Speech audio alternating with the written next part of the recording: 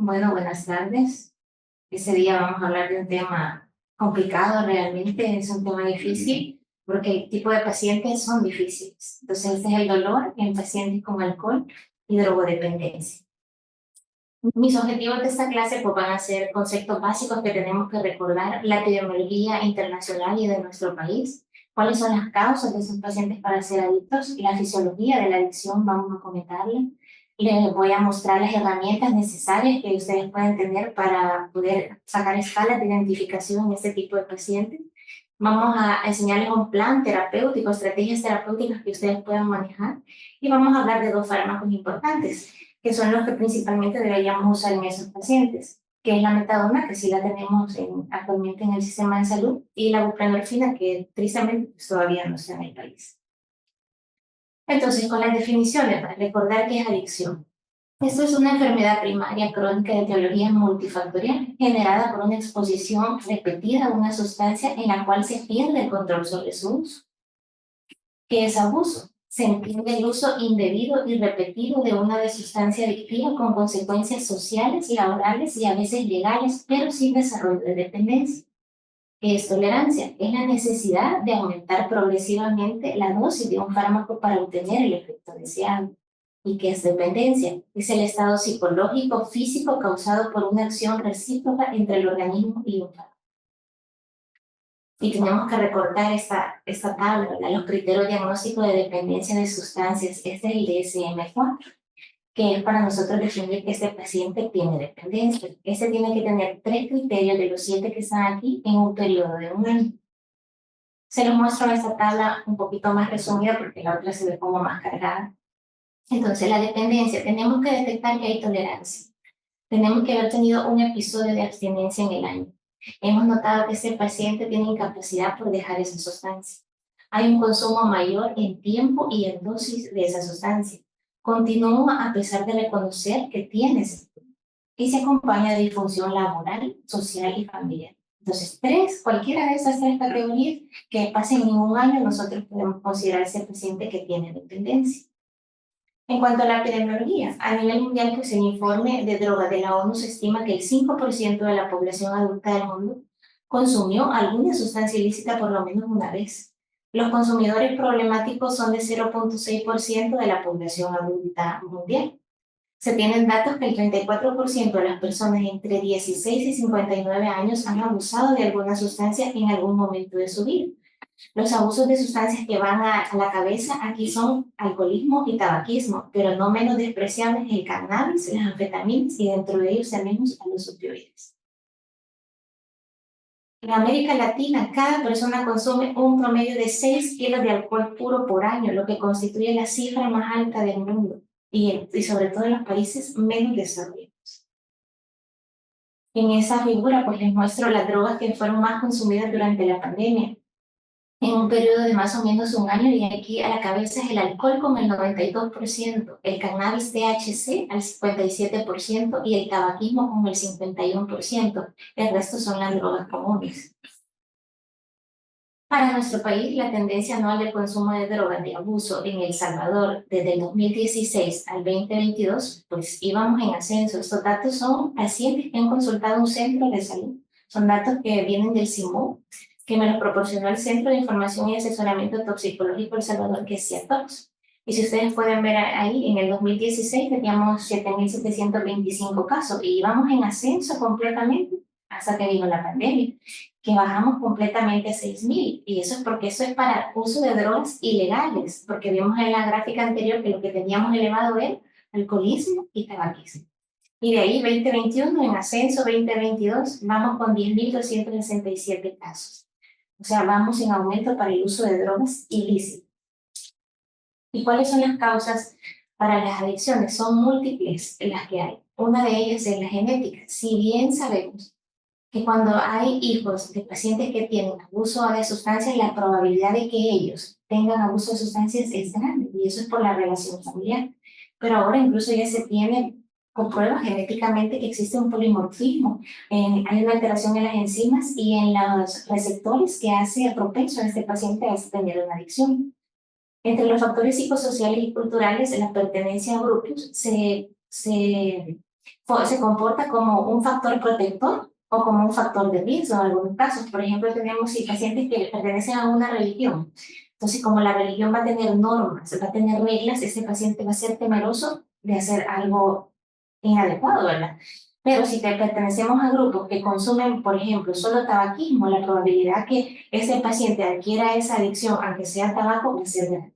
Y a esto se le conoce como conductas reforzadas, ¿verdad? Porque estamos trabajando y teniendo contacto con toda esa gente que tiene algún tipo de adicción. De ahí tenemos factores de codependencia, que esto se refiere a la familia o a los amigos que tienen contacto con este paciente y por evitar problemas, aumentan el consumo de sustancias. Y de ahí otro factor importante son las comorbilidades y la farmacología. En este tenemos que la patología psiquiátrica es bidireccional con el uso de sustancias.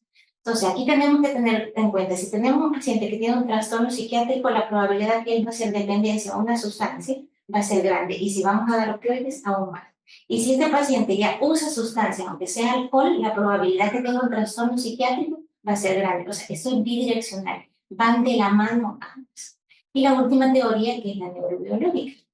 Y ese tiene que ver con el sistema mesolímbico. El sistema mesolímbico, él tiene conexión directa con el área segmental ventral, con el núcleo accumbens, con la corteza ventral y con la amígdala, que estos son sitios específicos en los que se va a dar un reforzamiento de la memoria fuerte, de la conducta y de las emociones, generando esto una adaptación celular y cambios moleculares químicos. Entonces se dice que la fisiopatología sí. Para que alguien genere adicción, ¿qué es lo que pasa? Que hay una activación de las vías dopaminérgicas y una inhibición de las vías noradrenérgicas. Entonces, si nuestro entorno tenemos relaciones con gente que tiene algún tipo de adicción, se va a activar el sistema mesolímbico. Si en nuestro entorno no hay contacto con gente con adicción, no se va a activar el sistema mesolímbico. Y al activarse me genera una activación del glutamato y una activación del receptor de asfaltato, generando una neuroadaptación, aumentando el AMP cíclico, generando una internalización de los receptores, que al final, ¿qué genera? Una alteración de la corteza prefrontal, alterando el juicio y la conducta de este paciente, desarrollando una conducta compulsiva. Y al tener una conducta compulsiva, tenemos riesgo de adquirir adicciones a cualquier tipo de sustancia. Y eso es la fisiopatología de la adicción. Entonces, el tratamiento del dolor de intensidad moderada o severa en el paciente dependiente de sustancias representa realmente un desafío importante debido a su condición que puede interferir en el manejo, especialmente si nosotros nos vamos a plantear usar opioides. Esta gráfica esta escalera de las más importantes que quería mostrarles que tenemos que evolucionar también en el uso de los opioides. Si ven, es cierto, el primer escalón, ustedes ven ahí en 1986, fue cuando se creó la escalera analgésica. Y ella ha evolucionado a lo largo del tiempo y hoy ya tiene más escalones, tiene un pasamano, entonces va evolucionando. Entonces los opioides también van evolucionando y el paciente también. Hace 20 años, ¿qué pasaba? El tratamiento del dolor por cáncer y acceso a opioides como un derecho humano. Aquí se empezó. Nosotros como país creo que no hemos evolucionado bastante en cuidados paliativos, sin embargo quizás estamos en el segundo y en el tercer escalón a la vez, porque tenemos lugares que no tenemos acceso quizás a opioides todavía, pero tenemos lugares que ya debemos iniciar el uso racional de opioides.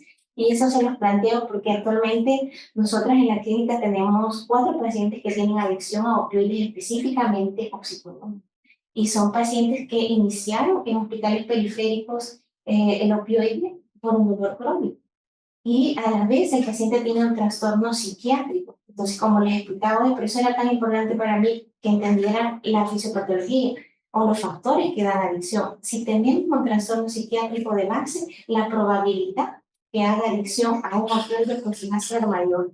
Entonces, en esos pacientes eso es lo que ha pasado. Y si no manejamos la enfermedad de base, no vamos a manejar el dolor.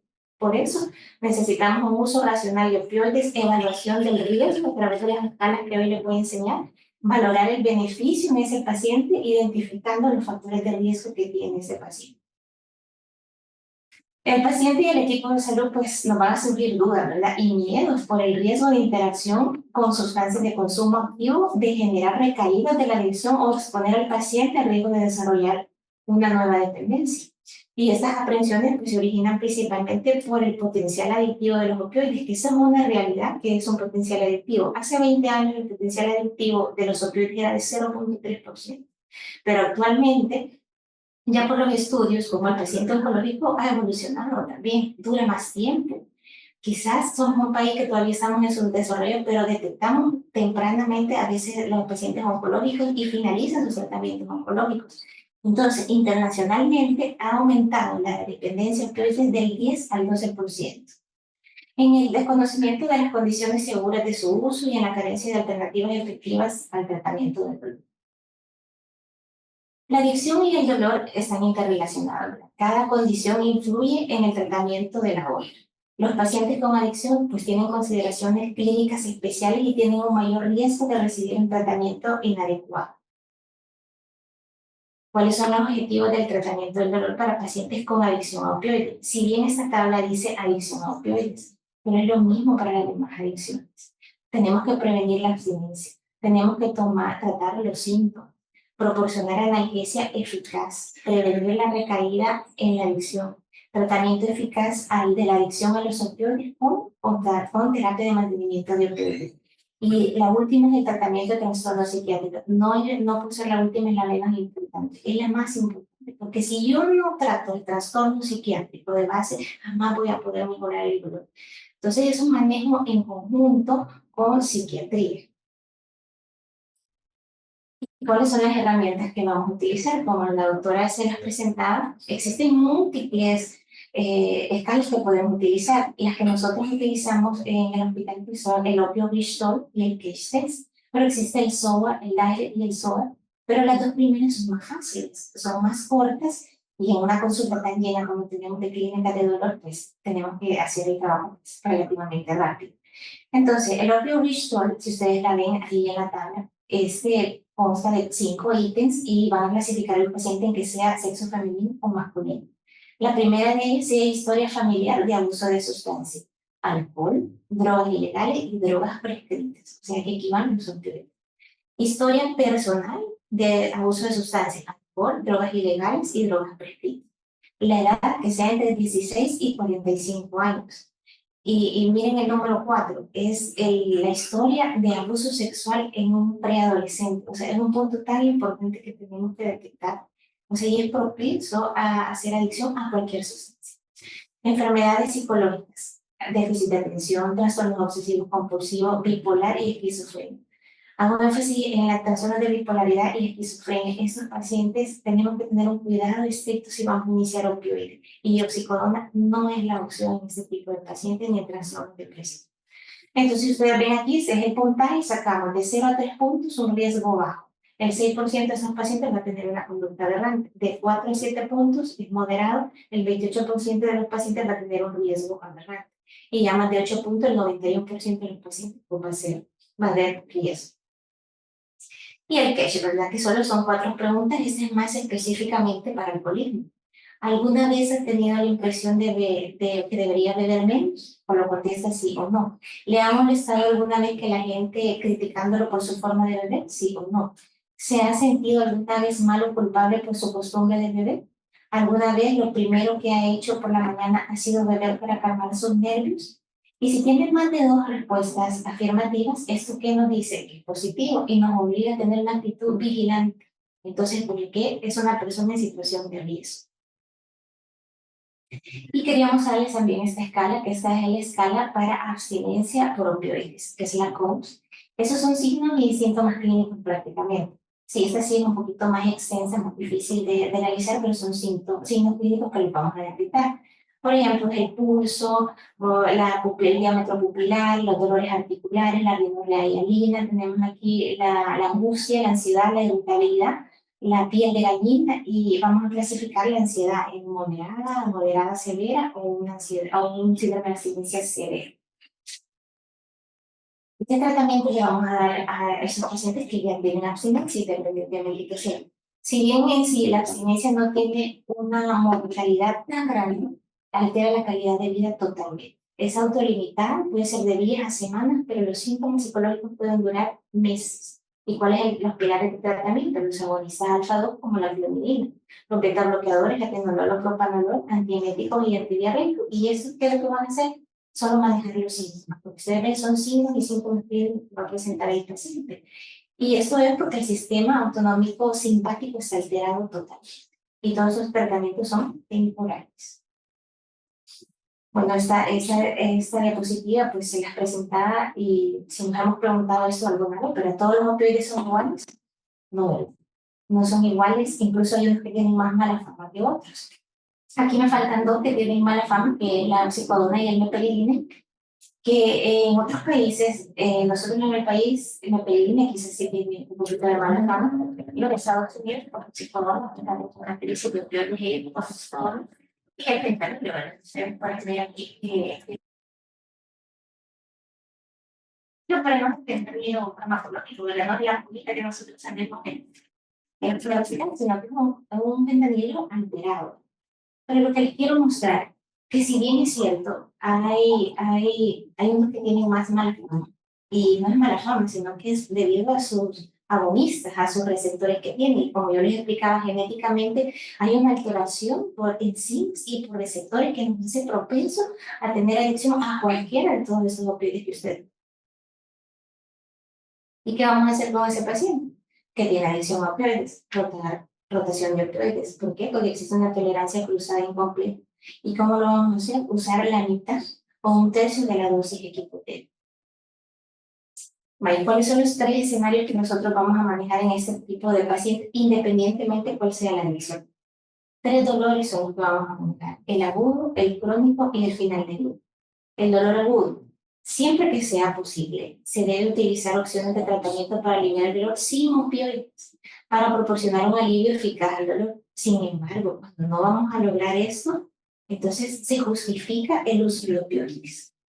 Pero tenemos que estar preparados. ¿Por qué? Porque ese paciente va a tener tolerancia a opioides. Entonces es posible que necesitemos una dosificación analgésica mucho más frecuente y nos podemos apoyar de otros medicamentos no opioides. El paracetamol, los AINES, dentro de los AINES, los inhibidores de la COX, solo cuando no sacrifiquemos nunca el alivio adecuado del dolor. El dolor crónico. El dolor crónico, el objetivo del tratamiento del dolor crónico en pacientes adictos es el mismo en que las personas sin trastornos adictivos, que va a ser maximizar el nivel de funcionalidad del paciente y al mismo tiempo proporcionar el alivio del dolor. Siempre va a ser nuestra meta. Pero ¿qué vamos a hacer con el dolor crónico? ¿Qué hacer para minimizar el potencial de abuso? Primero, un médico proporcione todas las recetas de analgésico. Yo sé que es difícil, pero debería haber solo un médico encargado, ¿verdad? No estar quizás cambiando de médicos en UDSP. Yo sé que les gusta el doctor William, pero tendríamos que tener un médico de base, ¿verdad? Porque si no llega otro y le cambia la dosis o cambia el opioide. Eso es súper importante. Vamos a tratar de suspender el medicamento para el dolor para evaluar qué síndrome de dolor es el que tiene y el nivel de funcionalidad que tiene ese paciente. Reducir el uso de opioides a la dosis mínima. Si vamos a empezar opioides, ¿por qué vamos a iniciar dosis máximas? Tenemos que utilizar las dosis mínimas analgésicas para aliviar ese dolor. Utilizar opciones de manejo de no psicotrópicos, o lo que sea posible. Y estar consciente, ¿verdad?, que debe ser necesaria en dosis mayores para mantener un alivio eficaz del dolor o el nivel de función debido al desarrollo de tolerancia al fármaco, pero siempre presente que puede ser que sea tolerancia al fármaco o que haya progresión de la misma enfermedad que ya tiene el paciente. Y como siempre, es el último, pero tiene que ser el primero, el manejo en conjunto con psiquiatría. Tenemos que tener claro, si yo no manejo la esquizofrenia y no manejo el trastorno psiquiátrico de base, jamás vamos a poder manejar ese. Y el último escenario, el final de vida. El final de vida, los pacientes que se encuentran al final de su vida necesitan recibir un tratamiento agresivo del dolor independientemente de los antecedentes de adicción. Eso está más que claro, ¿verdad? Aquí no vamos a estar pendientes a qué adicción tenía este tipo de paciente. Bueno, ¿y cuál es el manejo de este tipo de pacientes? Los pilares reales son la psicoterapia y la comunicación. Si ustedes ven las dos figuras arriba, eso es como lo primero que vamos a hacer y está comprobado científicamente que disminuye la adicción. Sin embargo, la FDA ha aprobado tres medicamentos, que es la metadona, la buprenorfina y la naltrexona, porque ambos aumentan la adherencia a los medicamentos, disminuye el craving, que es ese deseo insaciable del consumo de la sustancia, disminuye el consumo ilícito, y ese tipo de pacientes se manejan farmacológicamente, no solo con psicoterapia, y lo vemos en este estudio, en que si no le damos fármacos, hay mayor tasa de mortalidad. Ahí lo pueden ver que es un RR de 2.5, o sea, se duplica, con un índice de confianza bastante estrecho, que es del 95%. Entonces vamos a hablar un poquito de la metadona. Es un agonista completo, ¿verdad? Su rango terapéutico es estrecho, de alta variabilidad. Su presentación comercial en tabletas, solución oral e inyectable, pero en mi país solo tenemos tabletas de 10 miligramos. Y una de las razones importantes por qué vamos a usar metadona en ese tipo de pacientes por su vida media. Porque es de 130 horas, es súper largo. Tiene un volumen de distribución de 1 a 8 litros. Entonces se distribuye por todo el cuerpo, es una sustancia de depósito, no se va liberando así de manera rápida, sino que lento. Y eso es lo que me protege al paciente de generar adicciones. Y la literatura, el efecto fisiopatológico por el efecto alfa-adrenérgico y que es antagonista de la L-metil de asfalto. Su metabolismo es hepático y como todo buen agonista también, obviamente va a tener constipación, estreñimiento y es importante. Tenemos que tomar un electrocardiograma cuando vamos a iniciar metadona porque prolonga el gluten. Se acompaña de hipoglicemia o de hipotensión en algunos pacientes. Y la buprenorfina. Es un agonista parcial, su margen de seguridad es mayor. Sus presentaciones en tableta, solución inyectable, en parche, en dispositivo de implante. Tristemente, pues en el país no tenemos todavía ese opioide, que es el indicado en el dolor crónico. Su vida media de 40 minutos, su metabolismo hepático, su expresión renal y biliar, y tiene menos riesgo de toxicidad. Consideraciones sobre la selección de opioides.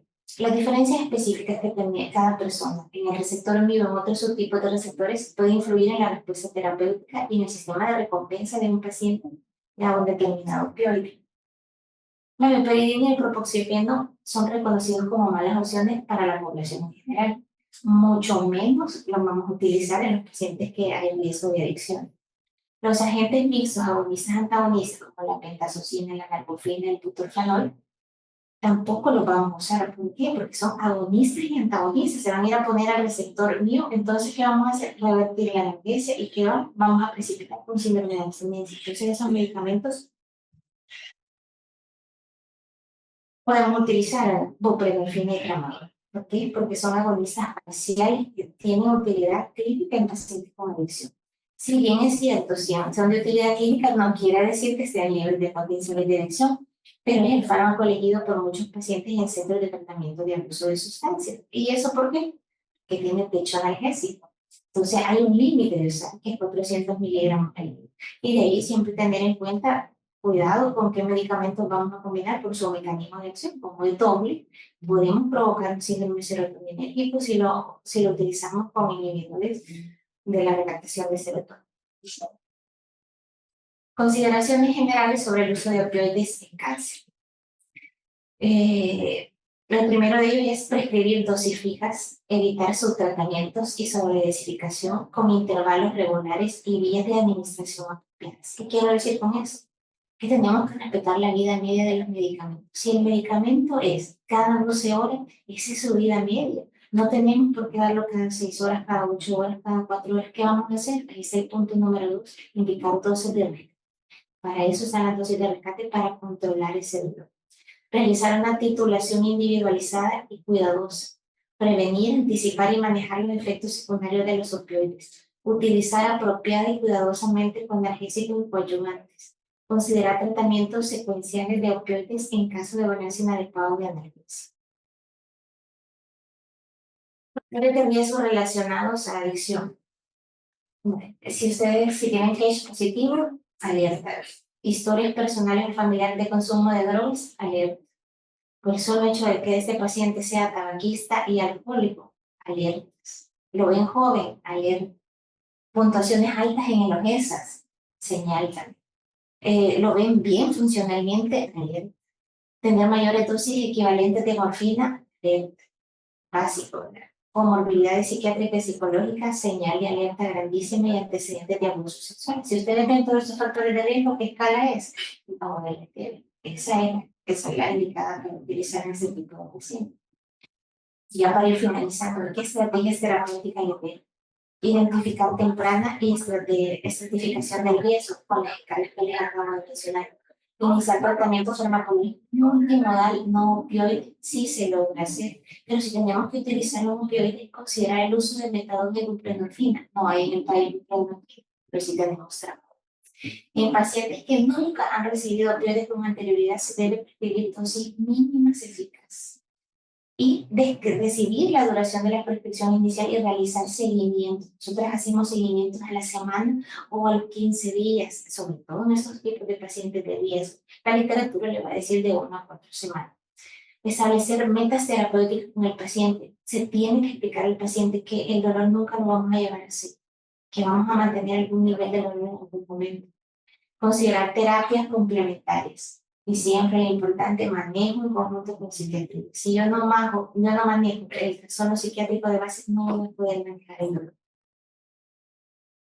Y esta es la última, pero la quizás de más de difícil acceso es la realización de pruebas toxicológicas, especialmente si sospechamos que el paciente puede consumir otros estupefacientes o drogas de abuso. Deberíamos, si nosotros sospechamos que drogas ilícitas o ilícitas, tendríamos que hacer el toxicológico, pero realmente no lo tenemos accesible en ningún criterio. ¿Qué perlas dejo? El manejo del dolor en pacientes con trastorno por uso de sustancias es un escenario clínico complejo, es desafiante y es frecuente. Existen pocos estudios con alta calidad que puedan informar a nosotros como médicos y responsables de políticas sobre cómo vamos a manejar este difícil e importante problema de salud pública. Los pacientes y los prescriptores a menudo tienen actitudes y temores que constituyen barreras para una atención de calidad y aumenta la posibilidad de una terapia subóptima. Tener antecedentes de un trastorno por uso de sustancias o diagnóstico de salud mental se asocia con un aumento sustancial de la probabilidad de desarrollar otra adicción. Esa es la bibliografía, son los artículos casi. Y vamos a retomar el caso.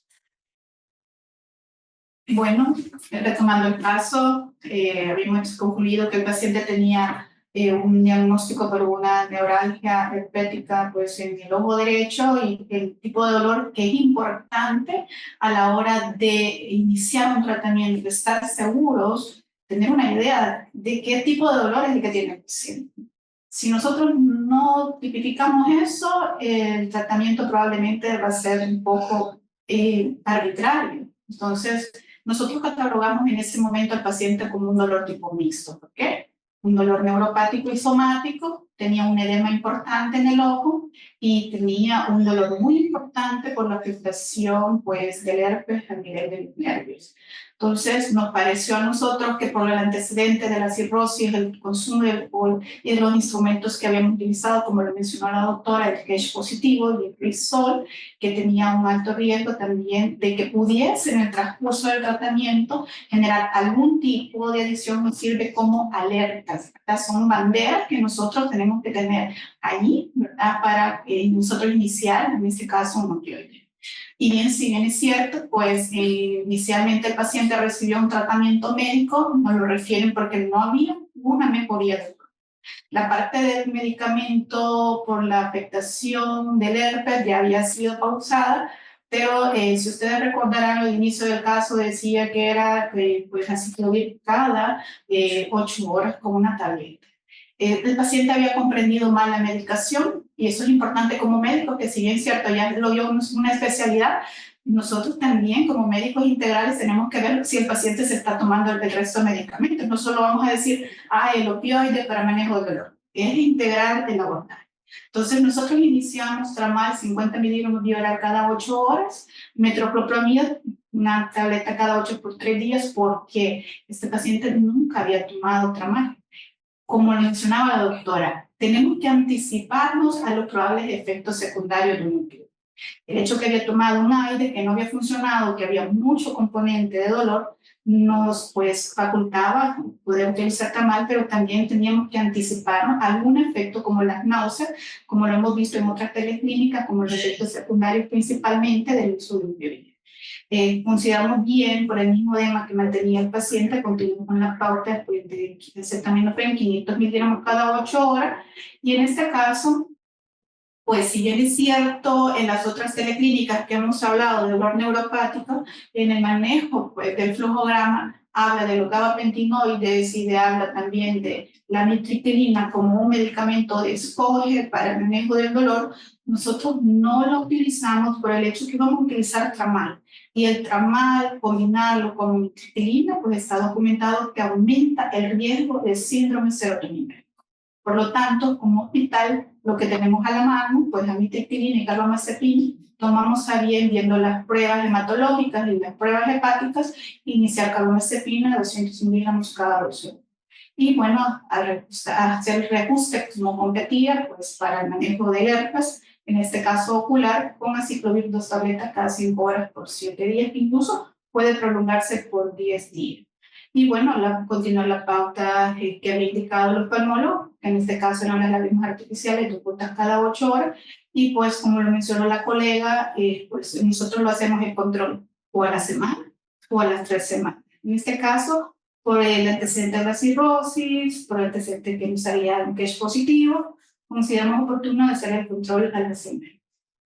Y dejamos contacto telefónico para darle seguimiento al paciente, ¿verdad? Por alguna duda que tuviera, dado que ya había habido una prescripción inapropiada de él, de la ciclovir, habiéndolo prescrito correctamente el colega oftalmólogo.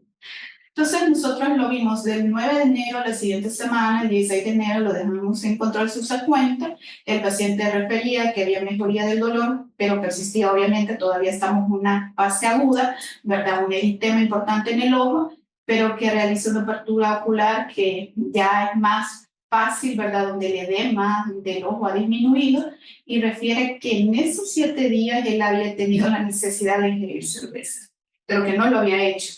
Lo citamos entre comillas, ¿verdad? Porque es lo que el paciente nos dice, tenemos que darle un voto de confianza por ello.